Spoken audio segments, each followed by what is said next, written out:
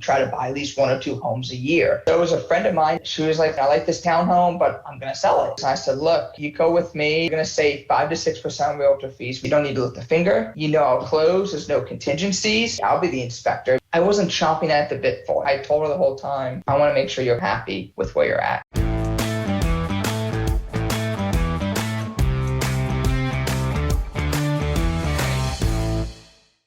Hey there, welcome to the podcast, Real Estate Investing with Coach Carson. I'm your host, Chad Carson. You can also call me Coach, and this is a show to help you build a profitable and passive rental property business so you can get out of the financial grind and do more of what matters. Whether you're a first-time listener or a long-time listener, thank you for being back for another episode. In this episode, I'm going to interview a couple in their early 30s who, while working full-time jobs, was able to buy 6 properties over the last 3 years. And in the process, they've built a net worth of $1.1 million and almost $3,000 in cash flow. So we're going to go into their story, into their background. And in particular, we're going to dive into one single family house deal, which they like buying single family houses. We're going to talk about how they found it, what the numbers were, how they financed it, the things that went well, and the things that didn't go so well. This Deal Deep Dive series is all about sharing the behind the scenes details of real deals so you can get better as a rental investor. So without further delay, let's get to the interview with Matthew and Angel. Welcome to the podcast, Real Estate Investing with Coach Carson. I'm your host, Chad Carson. You can also call me Coach, and this is a show to help you get out of the financial grind so you can do more of what matters. This is another episode in our Deal Deep Dive series, and I have Matthew and Angel Baylor, and we are going to be talking about a single family house that they bought, but also their experience over the last 5 years of building up and buying single family houses on the side while they both have W-2 jobs, while they have a family. And so Matthew, Angel, just want to welcome you to the call. Welcome you to the episode. Thanks for being here. Thank you. Really excited to speak today. Yeah, awesome. Well, I want to get into the deal, the numbers, all that stuff's fun too, but let's take a step back and just talk a little bit about yourselves. Tell me where you're from, where you live, and maybe just a couple other details about what you do professionally, and maybe just an interesting fact about you as well. Why don't you go first, honey? Okay. Well, hi, everyone. I'm Angel. I was actually a teacher for most of my career so far. I taught for 7 years. I did 3rd grade and 6th grade here near Raleigh, North Carolina. I grew up in Benson, North Carolina, a small town. We currently live in Wake Forest. I did stop teaching about 2 years ago. When I had my son. It was just a little inflexible, we'll say that. And so I got my realtor license during COVID because we are investors. And then I currently work at Satero. It's a CRO, a clinical research organization working with clinical trials. And I'm on a gastro study. Interesting. Thank you. What about you, Matthew? So by trade, and what I've still been doing is I'm a project manager for a pharmaceutical company. So we're all in the same industry, basically. We're both home-based, which definitely lends ourselves to tremendous, really flexibility. So by trade, that's what I do, and I've been doing that for a better part of 11 years now, full-time, love it, really, really enjoy it, really gives me a lot of meaning, when you see and you hear about these patients that we impact, right, through clinical trial, and being able to see a new drug brought to market was really, really meaningful. On top of that, of course, yes, we are actually in the process of closing our 6 rental properties, so we are investors regularly. It's really kicked into high gear since 2020, about the past 3 years, but this has always really been my plan. It kind of really started back in college when I had my first real landlord. I remember I met him at McDonald's, and he had like this old beat up truck and everything. And I'm writing him a check for hundreds of dollars, thousands of dollars, whatever it was. I remember thinking, because I asked him how many properties he had. I started doing the math, like, this guy is making a killing. And he looks like he barely graduated high school. He's a smart guy, very, very smart guy. That was my first time. I said, I got to look into this, because we called him maybe only a couple times. And so nonetheless, so I do that. And I also own, on the side, totally remotely, another company, which we can get into that too. It's basically called a trade line company. We help people out with their finances, essentially. Have a couple of employees on that. That does very well. We're set to do around gross just in south of 200K gross, and that's totally on the side and automated. And of course the rentals. So we've been very, very blessed. We like to stay busy, and yeah, that's kind of what we do as far as work and jobs.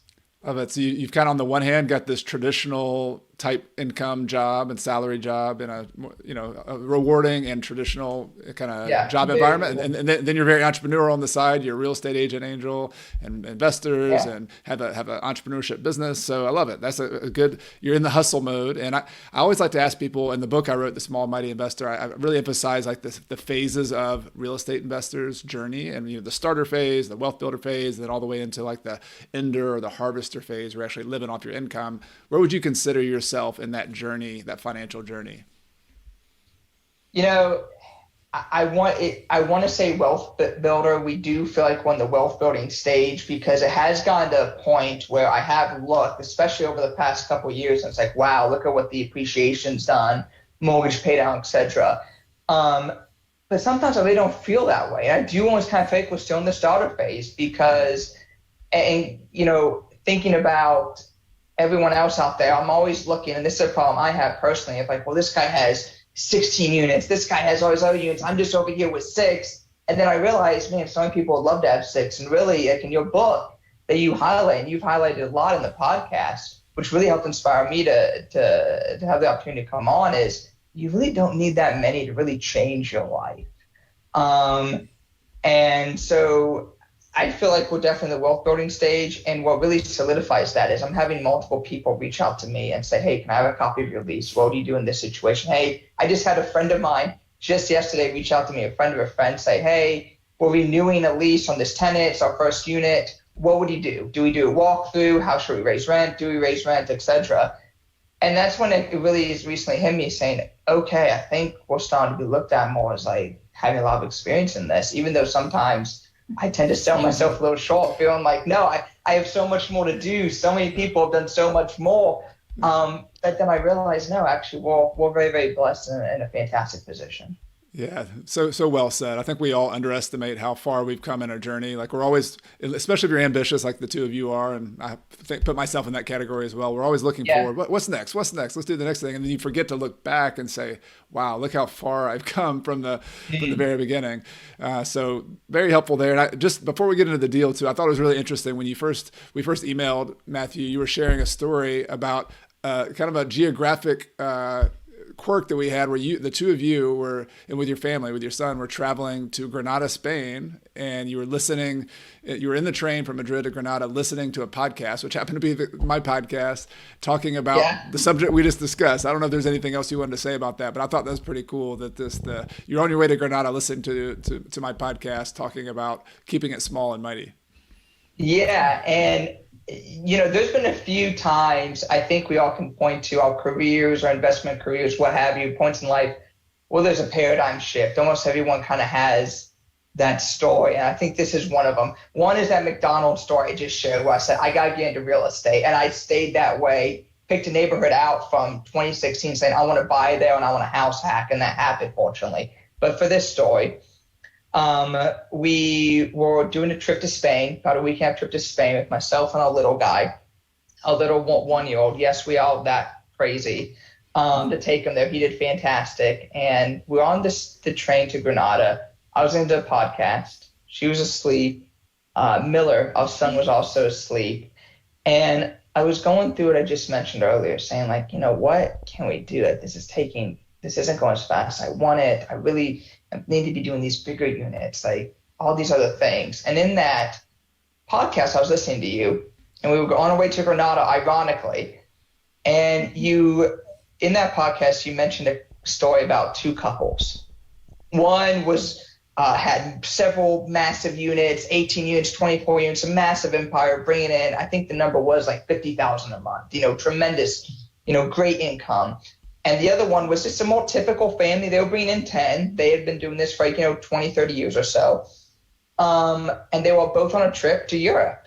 And they wanted to extend their trip to Europe. And essentially what it boiled down to was the $50,000 a month, a larger unit couple, they couldn't do it. They chose not to do it because they had to get back to manage the rent. They had to manage the business. Whereas the one couple that had less real estate, like, well, we're going to keep on going. Yeah. We're going to really enjoy our lives. And I remember sitting there looking out the window and looking out at my wife and my son and realizing, you know what, that doesn't sound so bad. And maybe just focusing on what I'm good at, really exploiting the strengths. I really am a big fan of exploiting strengths, not necessarily focusing on weaknesses.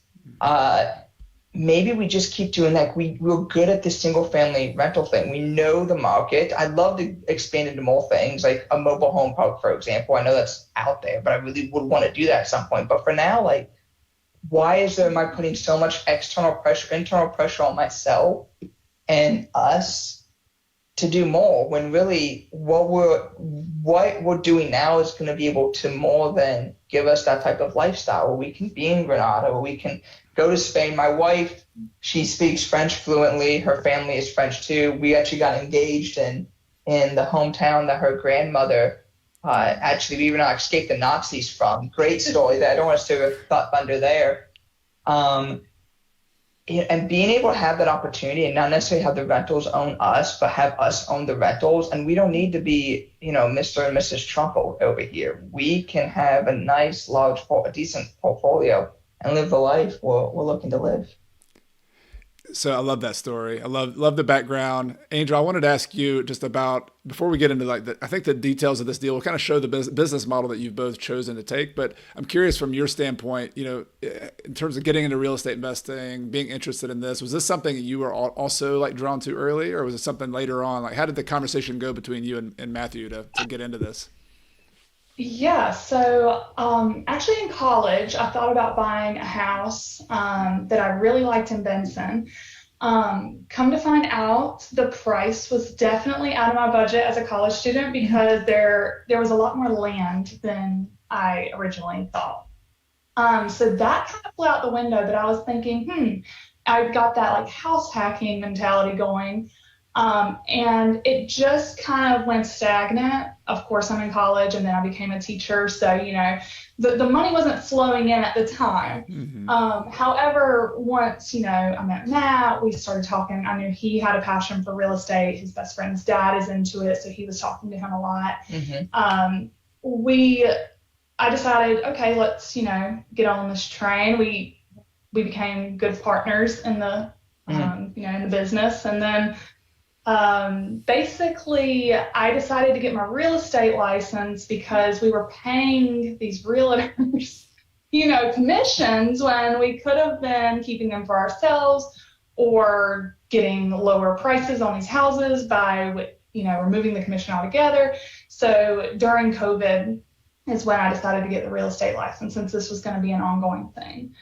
And plus too, I think, when I took one of our good friends' wives, who was a realtor, into like a what turned out to be a roach-infested little townhome early on, I think I realized, I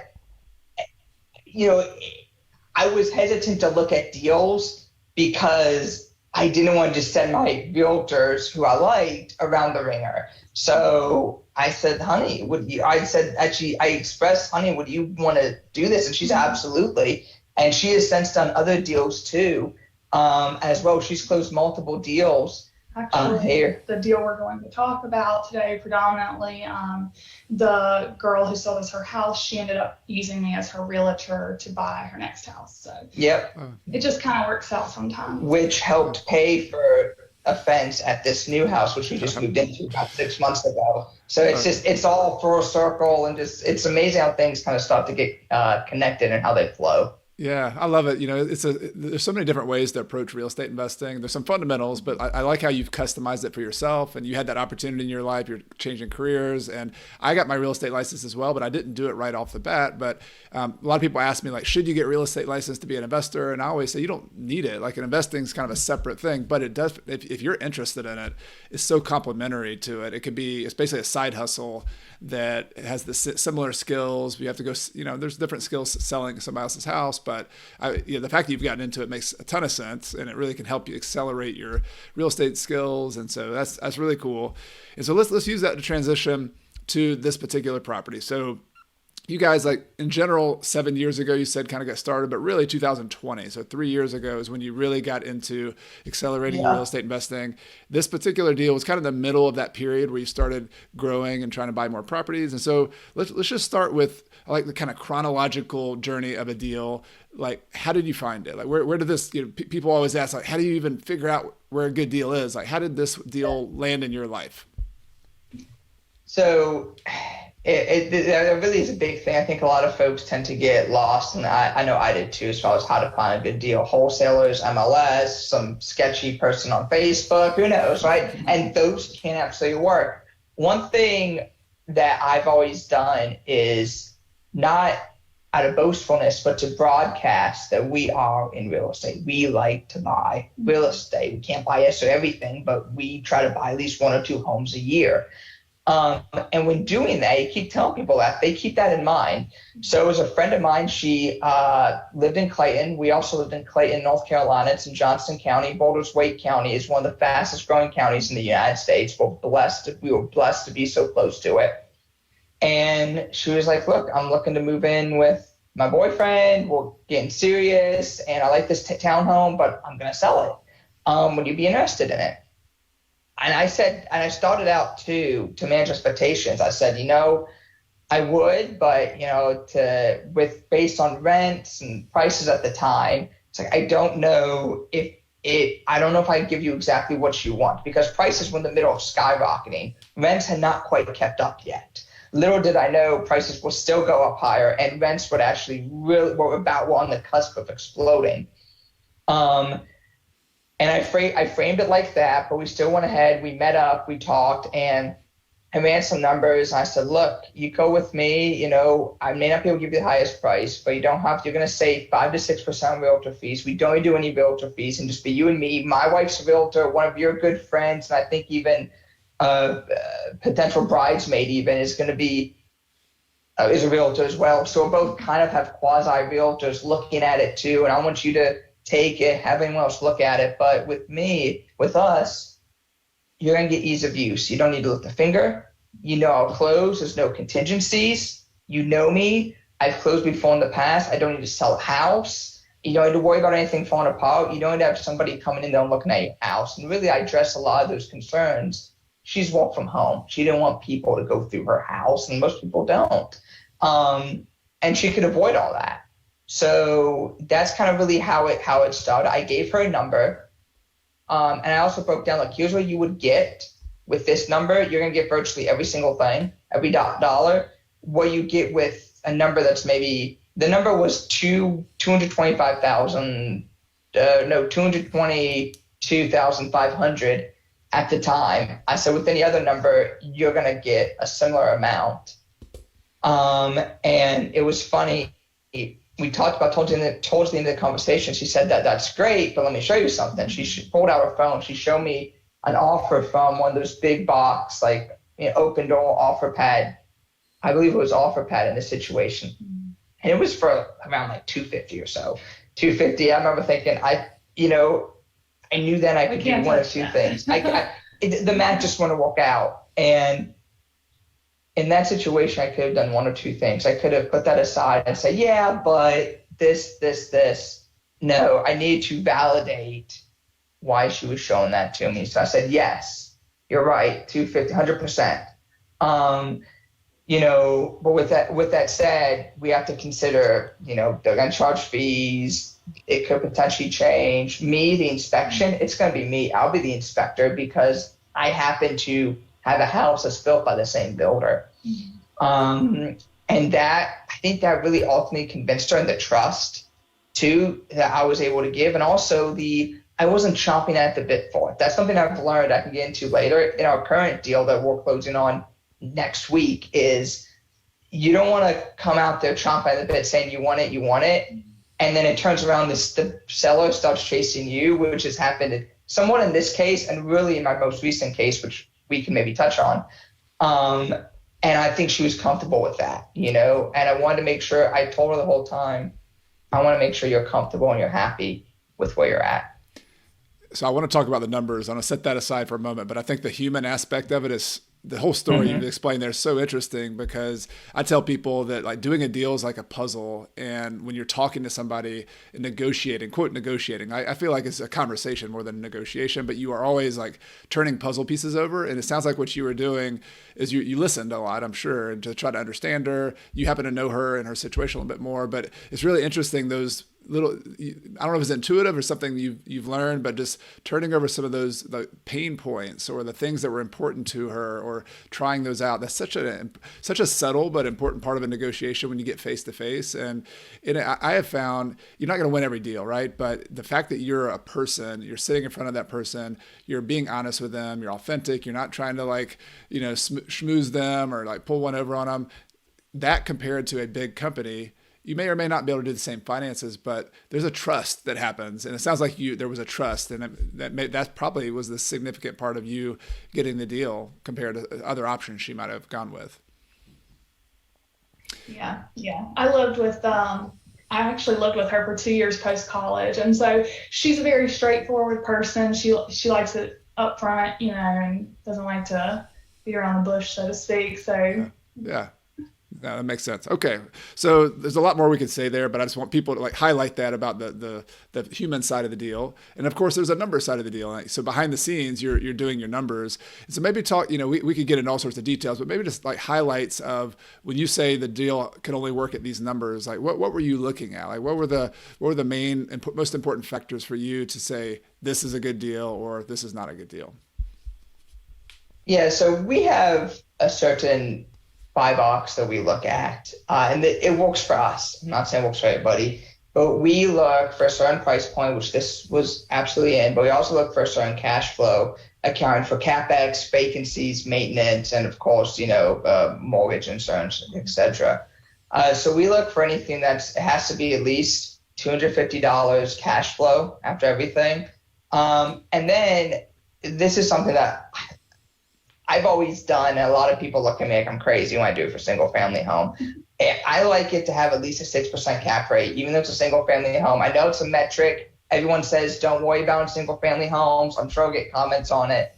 But for me, I found almost automatically every deal that doesn't work falls under that 6% cap. And every deal that does tends to fall at least above that. So doing the numbers, that's what I was looking at, and rent was a little lower in that area at that time.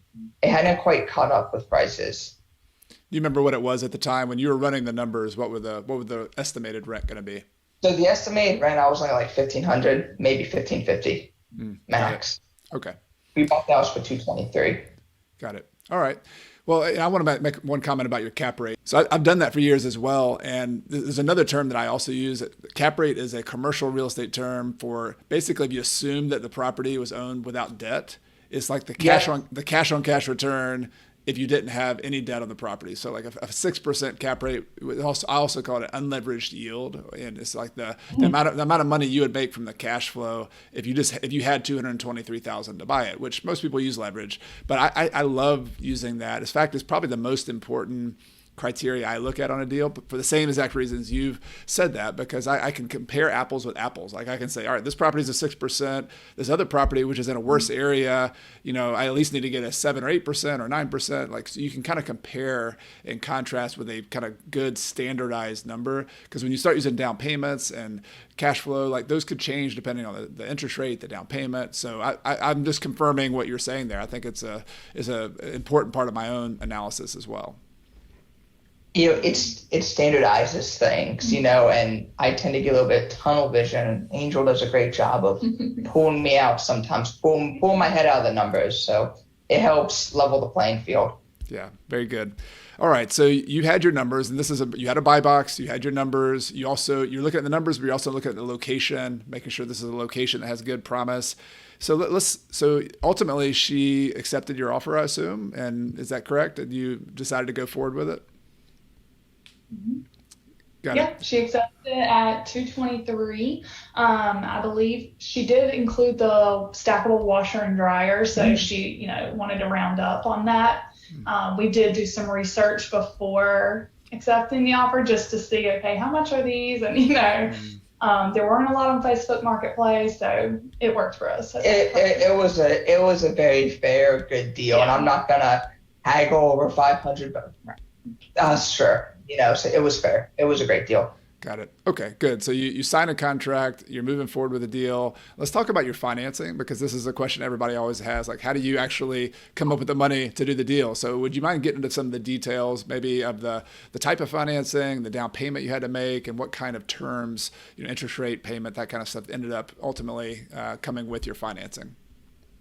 So we do pretty typical, I'm going to say almost boring financing. It was typically 20% down, 30-year fixed. One great thing with North Carolina and with being married to my wife is we have access to a credit union around here, which can be hit or miss. That's a whole nother story. And their rates and flexibility are really fantastic. And we went to a local credit union there, got rates that were even then very, very competitive. They didn't differentiate for townhomes or anything like that. We put 20% down. It's very, very affordable, low origination fees, etc. So that's basically what we did. We just did a simple 30-year fixed. And what's great about them, they treat primary mortgages and investment mortgages the same. They don't make a difference. They just have one product. That's it. So there's no extra basis points added to it because it's an investment property. So we've been able to really use that. Angel's just been so tremendous, team player here. We really are a team. That's why I tell people, between how she looks at problems and is a realtor and then is able to give us access to that bank. Amazing. Okay. Do you remember what the actual interest rate was? And again, everybody's listening to this. Interest rates have changed a lot, but this was a couple of years ago. But do you remember what that number was? Yeah, it was 3.25% at the time. Excellent. Got it. You locked it in. Yeah. The same with the house we're in now. We would not be here today. Yeah. I don't think we could afford this house at 7% rates or whatever we're at now. Yeah. Yeah, and we can go into that a little bit because I know I want to close it out. Talking about the current environment, what we can look at. But okay, so you bought the house, you found the house, you got it under contract, you got the financing, and ultimately went to closing. Were there any surprises? Anything parts of the story that might be helpful for people who haven't closed a lot of properties between the time you bought it or got it under contract and actually bought it? I know the big surprise. I think not big surprise. There's a couple things that come up. One is just before closing, I made a rookie error, and with it being new construction, the tax card, I didn't pull the tax card. I just looked on Zillow. Normally it's up there, and I didn't see the current tax evaluation with the structure on it. But I was like, oh, whatever, it'll be this price. It's fine. And I walked through a house, happened to be a tax bill there, and it was double of what I anticipated. So I looked at it and said, oh my gosh. And it was double because technically it was within the town of Clayton. I had always bought outside towns. In North Carolina, you have towns, county, and then of course state, but that's so just town and county taxes, I believe. So that was so city and county. So that was a surprise for me for sure. It still made the deal work, but I remember I sat there and I was like, oh, I got to run my numbers. I was like, what am I getting into? I got to run my numbers again. I don't want to back out on her. And she's like, oh my gosh, is everything okay? So I'm like, nah, it's fine. It's fine. It was double, but it still worked out. And then I think too, our bank was a little slow on SECU, the credit union rather, was slow on distributing the funds. Nothing on our end. They just were taking their time. That's why there's pros and cons of this bank. So my friend felt a little unsure, and then also she didn't realize she had to pay some taxes out of it too. She didn't get quite as much as she thought, and then it was explained to her. And it did make for maybe an awkward day or so, but I really wanted to make sure that she felt she was taken care of and she was at no point being taken advantage of, because no reason would we do that. And I did say the whole time, I'd rather keep our friendship and lose this deal than get this deal and lose our friendship. There's more houses. And that's why it went pretty well. So no major hiccups. Well, thank you for sharing that.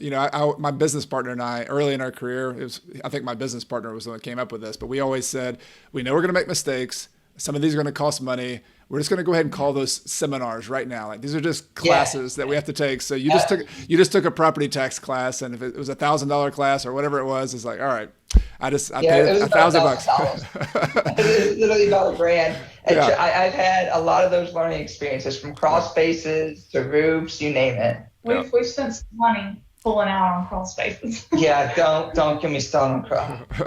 Crawl spaces are the bane of my existence. Yeah, they can be good and bad. I've been in a lot myself. Although I prefer houses with crawl spaces personally, just because then you can get up and see the plumbing and you can see what's going on. Whereas slabs, I have some houses on cement slabs, and if you have a problem with a pipe, you got to jackhammer the slab in order to get to the pipe, which doesn't happen that often. But there's pluses and minuses, right? In every house. Wow.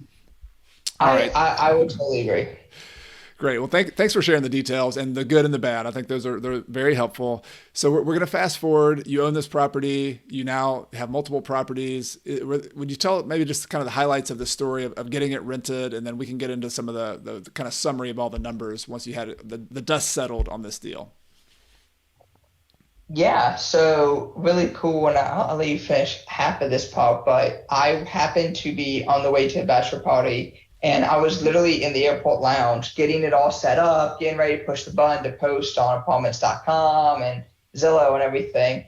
And a friend of mine who I work with, who has a very lucrative job, very, very smart guy, has a family as well, said, hey, we're building our dream house, big, beautiful house, but we need a place to stay it was really 6 months, turned out to be a year. Do you have anything? And I said, I actually think I have something that would work perfect for you. It has a garage. It's nice. It's beautiful. It's new. Big back patio, a covered patio, and I sent it to him, like just pictures. I listed it actually, and I sent pictures, and he texted me not 30 minutes later, said, well, take it. I was like, well, hang on, like talk to your wife. He's like, no, she's there now, or take it. I'm like, she's there. I don't have a lock on. Wait, no, she's looking in the window. She's there. I'm like, okay, sure, let me send over a lease. So we got extremely lucky there. Normally we go through typical posting. We post it on apartments.com, post a lot of places in Zillow and things like that, and manage it with a lockbox, and people give themselves tours after they apply. But yeah, so that was fantastic. And then maybe you could share when I actually showed up to the house too. We actually let them in a few days later. Yeah, we met them over there to kind of give them a real tour of everything, explain some things, and they brought their kids, and they had triplets, and it was 2 girls and a boy. And it was just funny because we're chatting with the parents, and I remember thinking, these kids are running all around. Like, like a door stopper just got broken. Like, yeah, they broke something while they were there. Like, oh God. But they haven't even moved in yet. But it's just like, okay, we're starting to see, like, I wonder what it's going to look like when they leave. But how big of a security deposit did you have? You're starting to think in your mind right there. Yeah. Because friendship, sometimes you think, oh, should I waive the security deposit? We were like, oh, this will come in handy. Yeah, it did. And honestly, they were fantastic. They're good friends, great family. Yeah. I mean, the place had a few typical wear and tear things, nothing major. It wasn't crazy. They're really fantastic. So. Great. So it worked out. And so has it been a year since you bought the property? Like, have you had to renew and find other tenants since then? It's actually been 2 years. We're up on 2 years now. Yep, up on 2 years. And what is the 2 years now. 2 years since? Okay, got it. So what has the rent been like since? So you estimated $1,500 when you were analyzing it. Can you talk about what the rent has been since then? I estimated $1,500, $1,550. It's currently now at $1,700. Went by pretty quickly. I'll probably raise it here a little bit because they're about to renew. I like to raise rent, even if I don't necessarily really want to, by just a little bit on the first year to kind of set the tone. And yeah, so that's we're looking at right now about $1,700 in rent right now. So we're pretty satisfied with that. Great. Well, let's look at the summary of the numbers. I'm going to ask you some other follow-up questions about your business and about some of the way you manage your, software and things like that. But let's just kind of wrap up this deal to just so everybody has been through the story. You bought it for $223,000, correct? Is in the very beginning. You got a loan. Can you talk about how much cash you had in it total, just to give people an idea of like how much cash you had to come up with?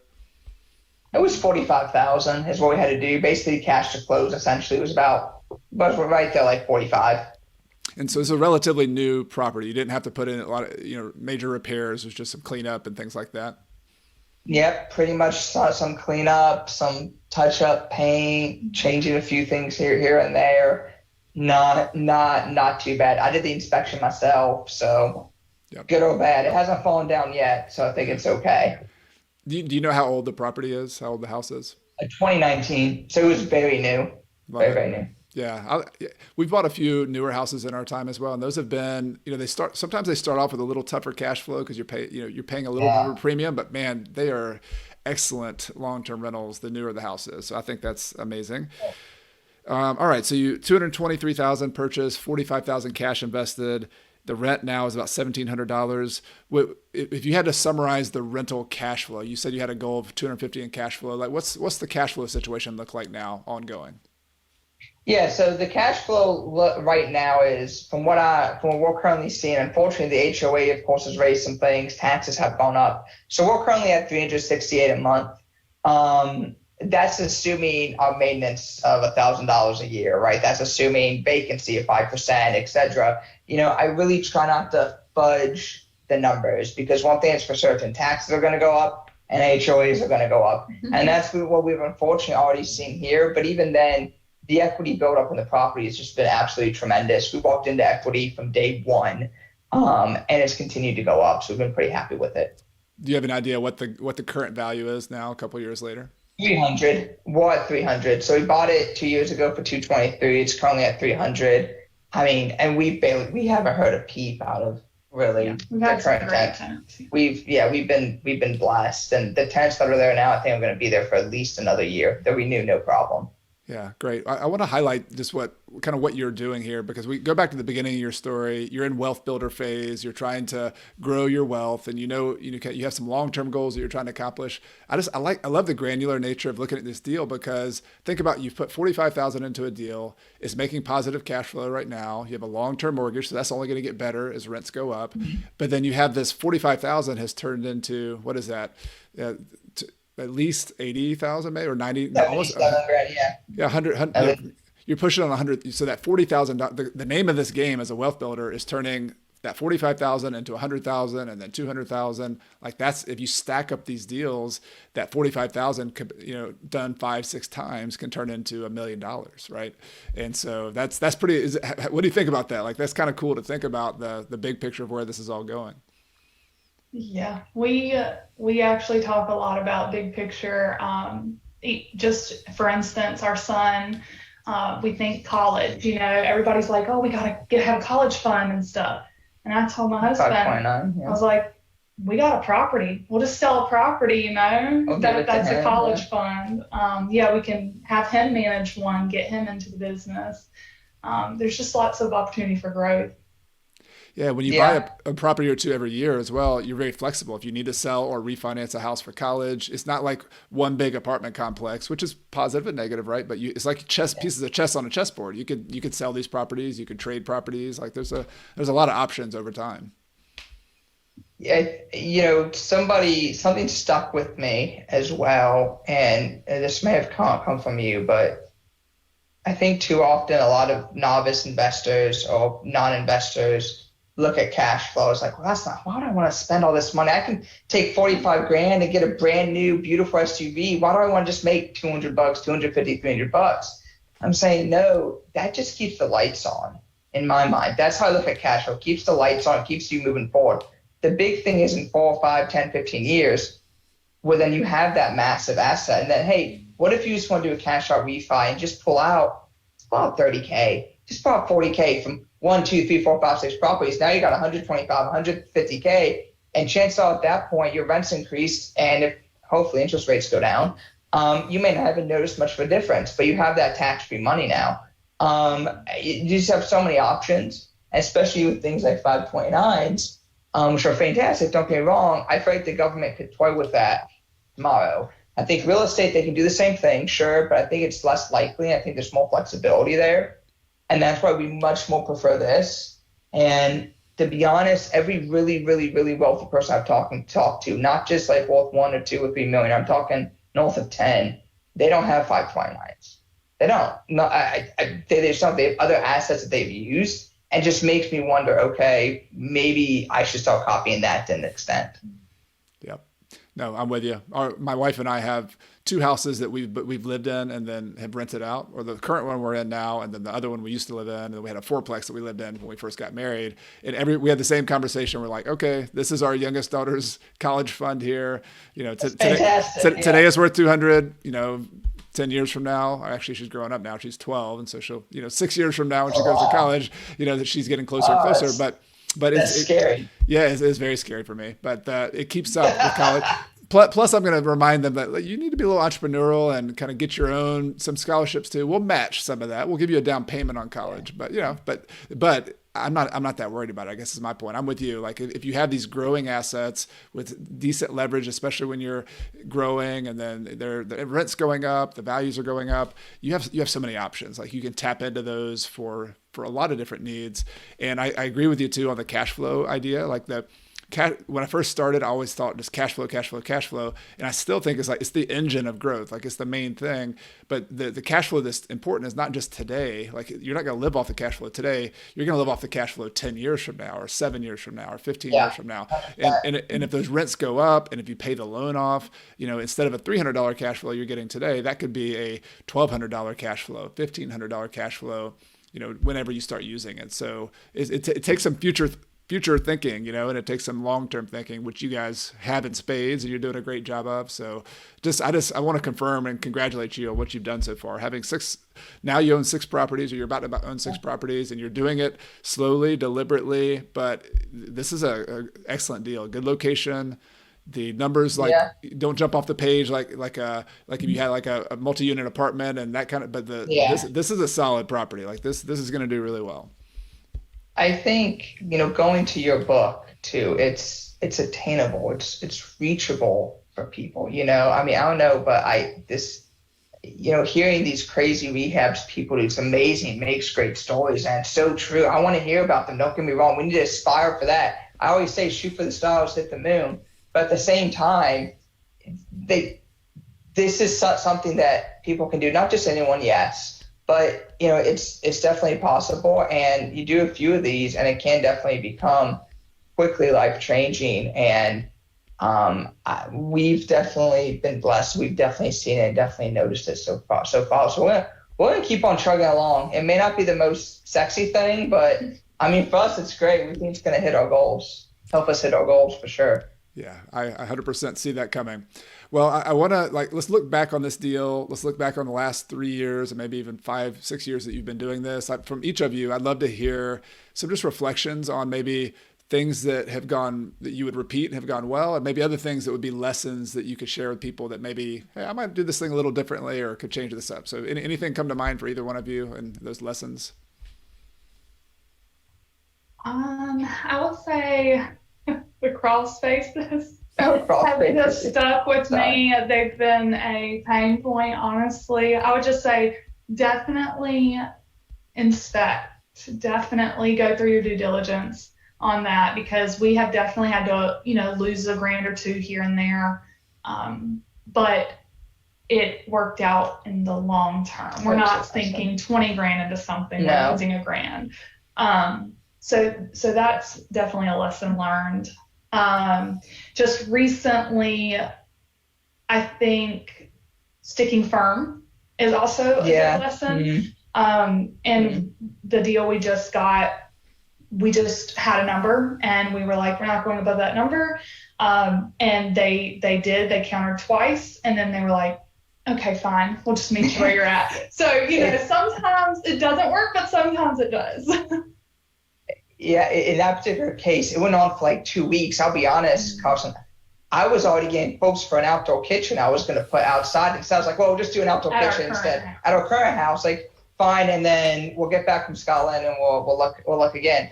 And then they said, oh, why aren't you going to go with your deal? I said, oh, wow, okay. But as far as other lessons learned,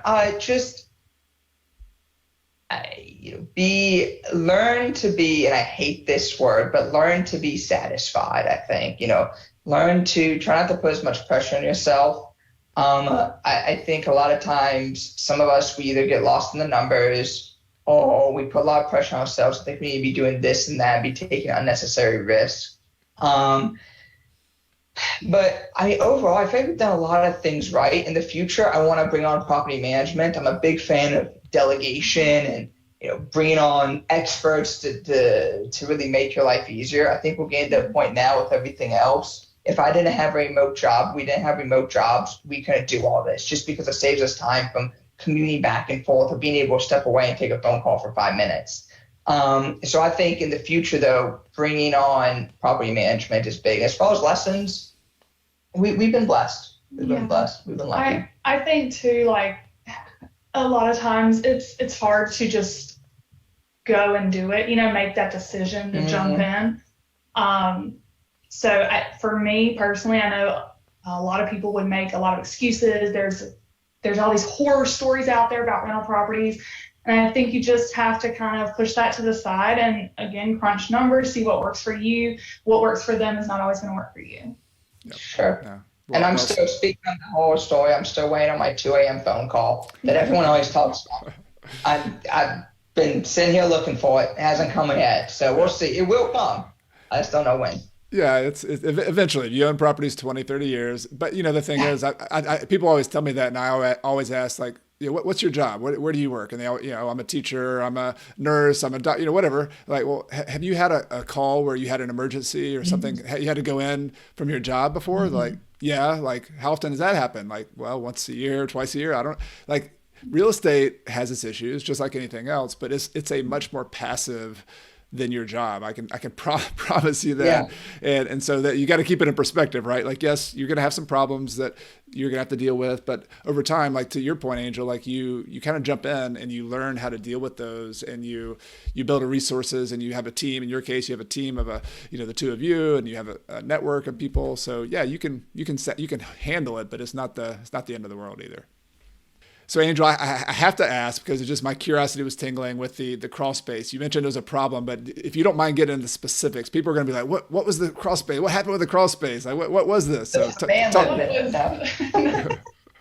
was not the problem with that crawl space? The house was actually sinking in. There was so much water. Oh gosh, yeah. Yeah, there was actually so much water under there that the footers had went in, I don't know, inches. I mean, our inspector went out there and stuck a screwdriver through one of the footers. I think the joist, the wood, went totally through it, and I think it was like 90% water, which I didn't know was possible. Yeah. It's defying physics over here. It literally said 90. I was like, what? So we definitely used that due diligence period to get an agreement together, but the seller just was not open to providing any funds. So that's why we ended up having to pull out. But the lesson there, I think, is twofold as well. Is A, look under the crawl space. I forgot to. Big mistake. I paid a $1,000, $2,000 lesson right there, right, in classes. And then 2, we thought we had them because they said no contingencies, no repairs, nothing, and there was a tarp on the roof. Well, we gave them 2 offers. 1, if they don't do anything, and 2, here's our offer at a higher price if you fix the roof. They fixed the roof. Yeah. And then we went there, and she was already all moved out. Yeah. And we said, I think we got them. Because then the crawl space was damaged. Like, let's ask for a credit of whatever it was, 10,000 or whatever. We thought we had them, and we were kind of kicking back. Yeah. Because, they're moved out. They're not going to come back. They're not going to want to, they just spent all this money on the roof. And it was really interesting that the roofers allowed them to pay once the house had closed. Yeah. So now, we have this due diligence agreement out there for them. They ended up turning it down, moving back in, and they're still there, I think. It actually fell through a couple times after. I think she got the roof paid off from the due diligence money. That was I think that was the strategy. Yeah. And so in every state's a little different, but my understanding in North Carolina, if you pay a due diligence deposit essentially, and if you end up backing out during the due diligence or after, then you lose the deposit. That's my understanding. Right. Is that right? Right. Got it. Yeah. So it kind of limits your downside. Like, nobody wants to lose $1,000 or $1,500, but at the same time, if you're looking at that, I had to replace all the joists on this side of the house, I had to jack it up. Maybe that's a $10,000, $15,000, $20,000 fix. Who knows what that's going to be? Yeah. So it's just a different deal. I think it was close to 20,000. We had gotten a couple quotes because we, of course, sent invoices with the due diligence agreement. Yeah. Cool. And this has happened another time too, where I even went underneath there and it looked good to me. It wasn't as bad. It wasn't as bad, but then there was still major issues that I missed based on ductwork and other technical stuff. But for us, crawl space has been our bane. But for those watching, you may never run into that problem. You know, you're going to run into other things that we haven't even brought up or even experienced. That's the nature of the game. Yeah, landlords like to get together and tell fun due diligence and also stories after you own the property, like the termite hive I had one time in my attic and the other stories. But we'll save some of those for more future episodes. We have one recently that's going on right now, but we'll save that for another episode. Actually.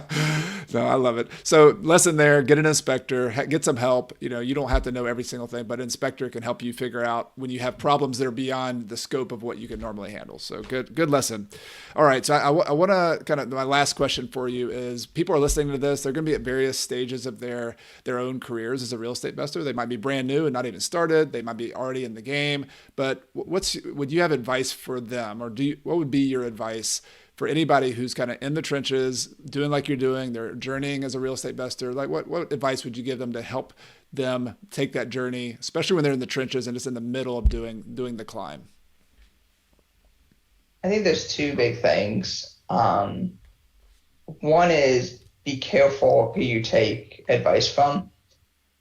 You just saw it in some way just now. A lot of people are going to get advice from, they're going to project an issue they have that on you potentially, because they just remember it. Leaves such a sore spot. As you can probably tell, my wife does not like losing money. She is not like, it doesn't matter if it's $1 or 1,000. She does not like it. So she hates that, and deservedly so. But I think a lot of times when you get advice from some individuals, they are projecting a problem that you may never face or isn't even applicable anymore. And that's all they talk about, because it's this open wound that they still have. So you have to be careful from that. And then to the same token, be careful who you listen to. And this, I'm going to say to be blunt, don't listen to broke people. Don't listen to individuals on real estate that don't own a home or don't buy rental property. I had multiple individuals tell me you shouldn't buy with a mortgage because they're not going to make cash flow, but they don't understand depreciation. They don't understand appreciation, mortgage pay down, etc. Cash out refinance. They just don't get it. Or they're saying, oh, well, what if they make renting illegal? Or not illegal. They say you don't have to pay your rent anymore. Well, you might need to go to a better state that's more favorable for you. Or your 2 a.m. phone calls. I think you have to try to brush some of that aside. And this goes with anything in life. And realize ultimately it comes from within. It comes from you. You have to have that internal drive to want to do it. Whether it's real estate, whether it's business, whether it's a sports activity or anything else in your life. It has to come from within, and you're going to have to ignore a lot of noise, and a lot of things in life are ignoring that noise, and even sometimes just saying no and passing on certain things and choosing some things over the other. So that's kind of my general advice I would have. I don't know if you have anything else to add.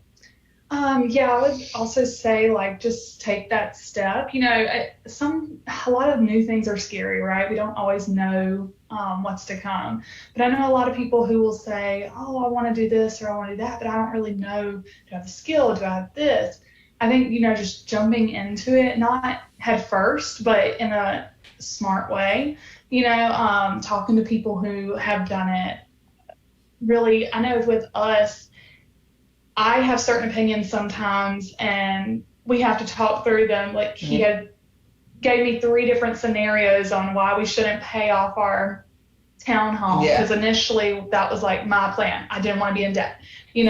Sometimes there's good debt, so I just think, taking that step, it's hard, but also you don't have to live above your means, or you can always live below your means and still have a comfortable lifestyle. I feel like we've done a pretty good job of that, not saving more than spending. Yeah, for sure. That's giving us flexibility and freedom. Such good lessons, awesome takeaways. I really appreciate the fact that you've been so transparent with your story and with the highlights, the challenges. This has been really, really helpful. I know I'm going to put links to any of this that you tell me here in the show notes and the YouTube description. But is there, if people wanted to connect with you, follow along with you after the show, if they liked what they heard, do you have anything where do you hang out online? I know you said maybe Angel doesn't do social media, maybe Matthew does, but like where can people connect with you? Yeah, so you can, we don't really have anything necessarily to sell or anything. It's just our personal accounts. My Instagram is Failer Matthew on Instagram, and then Facebook is Matt Failer, and then of course LinkedIn is also Matt Failer as well. I do some posting of real estate on there. A lot of it's real estate, travel, day-to-day stuff of being a dad. So feel free to follow me on there, and then Angel. Yeah, I only have a LinkedIn, Angel Failer. I've never gotten into the social media world, so call me crazy, but I've liked my take on it. So I call you smart. I call you that's probably a smart move. You're smarter than the rest of us with our heads in there, but that's LinkedIn. So I will have links to all that, and that people can connect with you there. Thank you again, Matthew, Angel. This has been so much fun. I appreciate you reaching out to me, and I know your story is going to be very helpful, and I personally look forward to seeing your next steps and following up with you and seeing how things are going. So we'll stay in touch. Perfect. Thank you so much. Thank you for listening to this interview with Matthew and Angel. I hope you found it helpful. I would always love to get some feedback from you. You can either leave a comment below if you're watching on YouTube, or if you're listening, send me an email to podcast@coachcarson.com, both with feedback on this episode and also with suggestions or ideas for future episodes. And be sure to stick around. And if you haven't subscribed yet, hit that subscription button on your podcast player or on YouTube. I've got a lot of great episodes coming this fall, including more interviews like this and some solo episodes where I go in depth with the topics from my book, The Small and Mighty Real Estate Investor, and other topics that'll help you become a better rental investor, move closer to financial freedom so you can do more of what matters. I'll see you in the next episode. If you like the show, I'd like to invite you to subscribe to my free email newsletter at coachcarson.com/REI toolkit. In addition to weekly updates, articles, and behind-the-scenes tips from me, my email newsletter subscribers get my real estate investing toolkit, which includes a property closing checklist that I actually use when I buy properties, a real estate deal worksheet, a tenant screening criteria checklist, and other spreadsheets and goodies that will help you on your journey to financial independence using real estate. You can get it all for free at coachcarson.com/REI toolkit. I also want to take this time to thank some people behind the scenes who make this podcast possible each and every week. This includes my podcast editor extraordinaire, Michael Wynn, my amazing virtual assistant, Megan Thompson, my wife, Carrie, who helps me behind the scenes and is my partner here at Coach Carson. And of course, thank you to all of you, the listeners of this show who make everything possible. This show exists for you. It exists because of you. And I really appreciate you being here for another episode. Everything I've shared with you in this episode has been for general education purposes. I've not considered your specific situation or risks. Before buying your own investments, be sure to consult a financial, real estate, and/or a legal professional. Until next time, I'm Chad Carson.